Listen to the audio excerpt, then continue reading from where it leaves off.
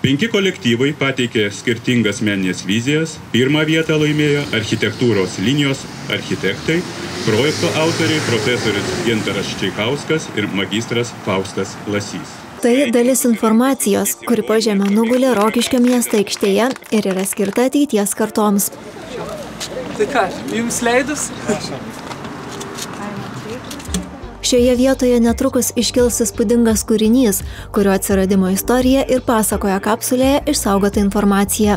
Statome atminimo paminklą grafams Tyzenhauzams, mūsų miesto įkūrėjams, mecenatams ir patiems šviesiausiam turbūt žmonėms istorijoje šio miesto. Tai šiandien tokias simbolinis veiksmas. Kapsulėje įdėtame tekste yra aprašyta paminklo atsiradimo istorija, pristatoma paminklo idėja, jos autoriai, mecenatai ir visi kiti, kurie prisidėjo prie šio sumanymo įgyvendinimo. Vienas iš tokių verslininkas Dalius Trumpa. Aš esu rokiškietis ir tėvai mano rokiškiečiai ir mes, kaip aš asmeniškai ir kaip įmonė, visą laiką prisidedam prie projektų, kurie daro gyvenimą Rokiškį įdomesnį, įvairesnį, kurie gali pritraukti į Rokiškį daugiau žmonių. O lankytojų miestą šis objektas neabejotinai pritrauks. Projektas planuojamas unikalus, interaktyvus ir nepanašus į klasikinius memorialus. Juolab, kad vienas iš kūrėjų yra augęs Rokiškyje ir puikiai pažįsta vietos legendas. Nuo vaikystės mums visiems buvo įkalta, kad nuo dvaro iki bažnyčios būdavo tunelis.